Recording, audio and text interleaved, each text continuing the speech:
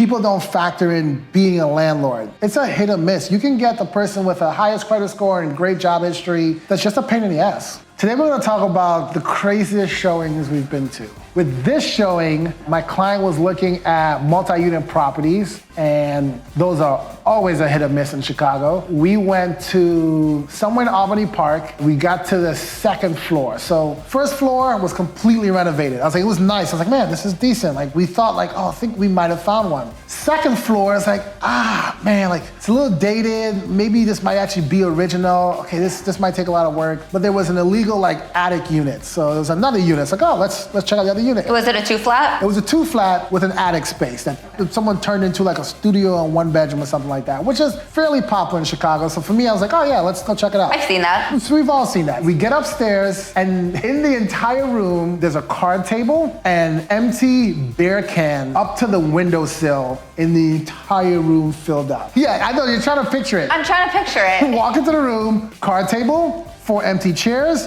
and just beer cans. Not like a 24 case or a 36 case, like maybe 200, 400 beer cans just stacked up. And it was all Bud Light Platinum for some strange reason, which I've never drank. It was kind of gross. It was very disturbing. Oh, did it smell? What was more disturbing is that you can tell that a child is living there as well. And when we walked in, like my client looked at me, I looked at him, and it was just kind of like, yeah. Start speaking like military code, like we gotta go. But we look at each other and we're like, man, let's spend a little amount of time here, least amount of time here as possible, let's get out of here. I think the saddest part is like, there is a child that lives here. Like that was just the saddest part. Yeah. When you see multi-unit properties in Chicago, you have to be ready, because I feel like most multi-unit properties in Chicago are family owned and someone's lived there for a very long time. If you have 3 units in the building with no HOA and no one's ever told them anything. Well, when you live in a condo, you own the inside, but the outside's managed by the HOAs. Even if you go into a condo and it's a terrible 1 bedroom, you can still walk outside and go, well, the building is nice. Well, if I fix this up here. But when you go into a multi-unit property and everything on every floor sucks, you're automatically thinking, okay,